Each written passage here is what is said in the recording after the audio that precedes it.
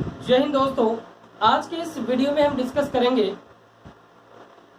Railway के विगत वर्षों में पूछे गए बहुत ही महत्वपूर्ण टॉपिक गुणनखंडों की संख्या ज्ञात करना, समगुणनखंडों की संख्या ज्ञात करना, विषम गुणनखंडों की संख्या ज्ञात करना, अभाज्य गुणनखंडों की संख्या ज्ञात करना और उनको ज्ञात करने की बहुत ही शॉर्ट मेथड जिनसे कि आप क्वेश्चन को बहुत ही आसानी से कर पाएंगे।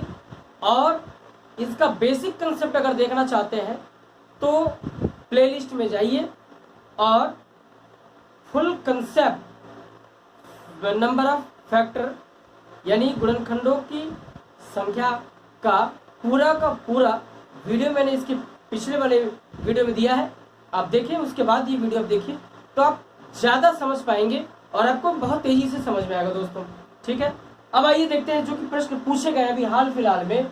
जैसे प्रश्न है 2 के घाते 8 गुणे में 3 के घाते 2 गुणे 5 के घाते 3 गुणे 7 घाते 5 सम गुणनखंडों की संख्या पूछा है और ये 2018 ग्रुप बी में पूछा गया है। अब जरा बताइए, तो जैसे ही सम गुणनखंड पूछे तो जो 2 की घात वाली संख्या है उसमें कुछ नहीं जुड़ता, तो एज इट इज लिखेंगे 8 गुणे में 3, जितना घात है उसमें 1 जोड़ के लिखेंगे। 3 है तो 4 लिख दिया दोस्तों, 5 है तो क्या लिख दिया 6। क्लियर है। 8 तिरिक का 24, 24 चौका 96 गुणे में 6, 6 से आगे 36, 3 आया, 6 नंबर 54 3 57 576। क्लियर है कि नहीं। अब अगर यहीं पे पूछे आपसे कि विषम गुणनखंडों की संख्या बताइए, हालांकि मैंने क्वेश्चन आगे लिया है, तो जैसे ही विषम गुणनखंडों की संख्या पूछे 2 की घात वाली संख्या को कैंसिल कर देना है। केवल क्या लिखेंगे 3 है 2 है, इसको छोड़ दीजिए आप, तो 3 चौके 12 छक 72। विषम गुणनखंड कितने हो जाएंगे दोस्तों 72 होगा। और कुल गुणनखंड कितने होंगे जरा बताइए, कुल गुणनखंडों की संख्या क्या हो जाएगी, तो ये हो जाएगा आपका 8 और 1 9, 1 जुड़ जाएगा, फिर 9 गुणे में 3 गुणे में 4 गुणे में 6, 9 तिरिक 27, 27 चौका 108 होता है दोस्तों। 27 दूनी 54, 54 दूनी 108, 108 गुणे में आप 6 करिए, हम तो डायरेक्ट कर लेते हैं कैसे, 100 छका 648। अब इसको जोड़िए, देखिए आता है कि नहीं, तो 2 और 6 8 हुआ दोस्तों, 7 7 14 की 4 हाथ में लगाए 1, 5 और 1 6। इसका मतलब ये बिल्कुल करेक्ट। अब देखिए दोस्तों नेक्स्ट क्वेश्चन देखते हैं। 120 के सम और विषम भाजक, अब ये थोड़ा सा शब्द बदल दिया था इसीलिए मैंने ये क्वेश्चन उठाया है। ये एनटीपीसी 1/2/2021 सेकंड शिफ्ट में पूछा गया है। मैं केवल शॉर्ट मेथड डिस्कस करूंगा, बहुत डिटेल में नहीं जाऊंगा, जिससे आप क्वेश्चन कर पाए। सम गुणनखंड क्या दिया, तो 120 का फैक्टर कर लो।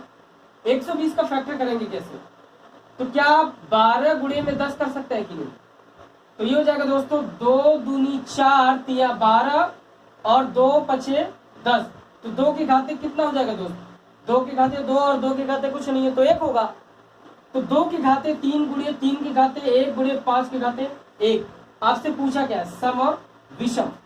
तो सम के लिए मैंने क्या कहा था, 2 के घात में जो संख्या है उसको एज इट इज लिखिए, 3 के घात में जो संख्या है उसको 1 जोड़ के लिखिए, 5 के घात में जो संख्या उसमें भी 1 जोड़ दीजिए, 3 दूनी 6 दूनी 12। ये कौन सा निकला दोस्तों, ये निकला आपका सम। कौन सा निकला, सम। तो विषम क्या होगा, विषम में करेंगे क्या कि जो 2 के घात वाली संख्या इसको छोड़ देंगे तो 2 हो जाएगा दोस्तों, क्योंकि 3 के घाते में 1 था, 1 जोड़ दीजिए 2, 5 के घाते में भी 1 था, 1 और जोड़ दीजिए 2, तो 2 दूनी क्या हुआ 4, तो सम हो गया दोस्तों 12, विषम क्या हो गया 4। तो क्या 12 और 4 ये ऑप्शन आपका मिला कि नहीं। और क्वेश्चन दोस्तों देखते हैं इस तरह का, यानी कि मैं इतनी क्वेश्चन करा देता हूं कि आपको कभी दोबारा कंफ्यूजन नहीं होगा और आप केवल इसकी प्रैक्टिस करके जाते हो तो गुणनखंडों की संख्या ज्ञात करना कभी भी गलत आपसे नहीं हो सकता। ठीक है दोस्तों, अब देखते हैं नेक्स्ट क्वेश्चन को। अब देखिए दोस्तों इसका क्वेश्चन, सबसे छोटी प्राकृतिक संख्या 216 में किससे गुणा करें कि गुणनफल के कारकों की संख्या विषम हो। गुणनफल के कारकों की संख्या का मतलब ये हुआ कि गुणनखंडों की संख्या क्या हो जाए, विषम। जरा देखते हैं, क्या 216 को 6 गुणे 6 गुणे 6 लिख सकते हैं कि नहीं? क्लियर है कि नहीं? तो भैया बताओ कि 2 गुणे 3 कितनी बार आएगा? 3 बार। यानी आप इसको डायरेक्ट 2 के घाते 3 गुणे 3 के घाते 3 लिख ही सकते हैं। क्लियर है कि नहीं? अब यहां पे हो जाएगा गुणनखंडों की संख्या दोस्त 3 1 4 और गुणे 3 1 4 चौके क्या आया, 16।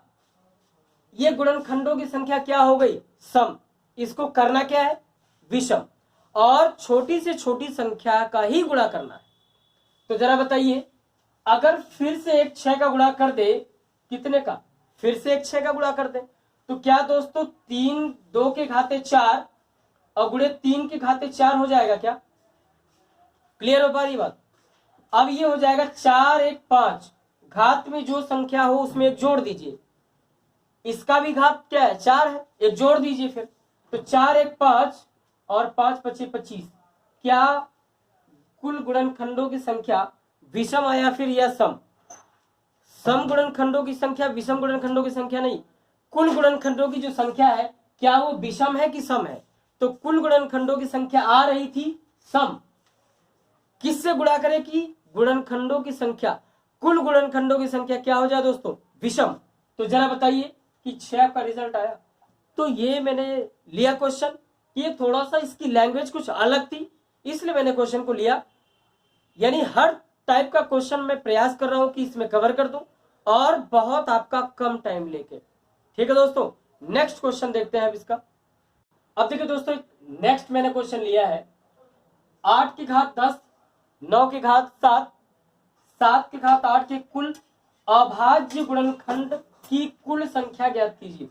अभाज्य गुणनखंड की संख्या, क्या 8 अपने आप में अभाज्य संख्या है? आप कहेंगे नहीं है, तो इसको कन्वर्ट करिए। क्या आप 8 को लिख सकते हैं 2 के घाते 3 और पूरे के घाते में 10 होगा दोस्तों? क्लियर है कि नहीं?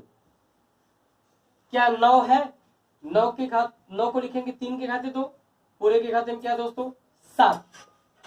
7 अपने आप में पहले से अभाज्य संख्या है। क्लियर है कि नहीं? तो क्या एक फॉर्मूला आप जानते हैं घातांक का, a to the power m whole to the power n है, तो हो जाता है दोस्तों a to the power m into n। Clear है कि नहीं? तो ये हो जाएगा दोस्त 10 के घाते 30 गुणे में 3 के घाते 14 गुणे में 7 की घात 8। क्लियर है? अब आपसे कुल अभाज्य गुणनखंड पूछा है, 2 कै बार है, 30 बार। 3 कितनी बार है, 14 बार। 7 कितनी बार है, 8 बार। जोड़ दीजिए, 30 14 44 में 8 जोड़िए 52, यानी कि कुल अभाज्य गुणनखंडों की संख्या कितनी हो गई, 52। अगर यहीं पे पूछ देता कि कुल गुणनखंडों की संख्या बताइए, कुल गुणनखंडों की संख्या बताइए, तो ये हो जाता आपका 11 गुणे में 8 गुणे में 9। क्या ये बात समझ आ गई आपको? अब दोस्तों देखते हैं, एक और क्वेश्चन लेते हैं जो इसी तरीके का है और क्वेश्चन पूछा गया है। अब देखिए दोस्तों, जो मैंने नेक्स्ट क्वेश्चन लिया है, संख्या 2 के घाते 10, 3 के घाते 6, 5 के घाते 3, 7 के घाते 5 के कितने गुणक 2160 से विभाज्य है? तो सबसे पहले n 2 के घाते 10 गुणे में 3 के घाते 6 गुणे में 5 के घाते 3 गुणे में 7 के घाते 5 2160 से विभाज्य है। तो सबसे पहले 2160 का आप निकाल लीजिए, क्या गुणनखंड निकाल लो। तो क्या आप पूरा आंख मूंद के पाई मत खाचने लगना यार, ऐसे नहीं करना है, मैं आपको बता रहा हूं। देखिए, क्या आप 2160 को 216 गुणे में 10 लिख सकते हो दोस्त? 216 6 का क्यूब है क्या, गुणे 2 गुणे 5। क्लियर हो पा रही है? वो नहीं करना है बार बार यार, 2 गुणे 2 गुणे 2 करोगे तो बहुत ज्यादा टाइम लगेगा, वो नहीं करना है। थोड़ा सा नंबर्स पे आपकी पकड़ बहुत अच्छी होनी चाहिए दोस्त। अब 6 के घाते 3 जैसे ही किया, आप माइंड में करिए कि 2 के घाते 3 गुणे 3 के घाते 3 करेंगे कि नहीं? 2 के घाते 3 गुणे 3 के घाते 3 गुणे 2 के घाते 1 गुणे 5 के घाते 1, भाग दे दो। तो 2 के घाते 3 और 1 4, 3 के घाते 3 गुणे में 5 के खाते 1 बचा कि नहीं बचा? 3 3 6 1 7 1 8, 4 3 7 1 8। क्या ये बात क्लियर हो पाई आपको? बिल्कुल समझ में आया होगा। अब कैंसिल करिए, 2 के खाते 4 है भैया, ऊपर चला जाएगा तो 2 के खाते 6 डायरेक्ट आएगा। घात घट जाता है भाग में, यानी हर में घात जब अंश में जाएगा तो माइनस हो जाएगा, तो किस में? समान बेस वाले नंबर से घटेगा। तो 2 के घाते 10 में से 4 घट जाएगा तो 2 के घाते 6, 6 में से 3 क्या दोस्तों? 3 के घाते 3। और बताइए क्या 7 की घात 5 और 5 यहां पे है, और ऊपर में क्या है? 5 के घाते 3 था, तो क्या घट जाएगा दोस्तों? 5 के घाते 2 गुणे में 7 के घाते 5। कोई कंफ्यूजन है तो बताइए। अब बताइए कितने गुणक? तो 6 है दोस्तों, तो क्या करेंगे? 7, 3 है 1 जोड़ेंगे तो 4, 2 है तो 1 जोड़ेंगे तो 3, 5 है दोस्तों तो 1 जोड़ के कितना हो जाएगा? 6। अब जरा बताइए 7 चौक 28, 28 में 3 का गुणा करेंगे तो 84 होता है दोस्तों। आप करके देख लीजिएगा, 28 या 84 गुणे में 6, 6 चौक के 24, पूरा गुणा नहीं करना, आ गया रिजल्ट। 6 चौक के 24 कैरी 2, 6 48 2 50, यानी कि इकाई अंक एक ही मिला, हमने रिजल्ट लगा दिया। ठीक है, अब दोस्तों मिलते हैं नेक्स्ट वीडियो में नए क्वेश्चंस नए कंसेप्ट्स के साथ। जय हिंद।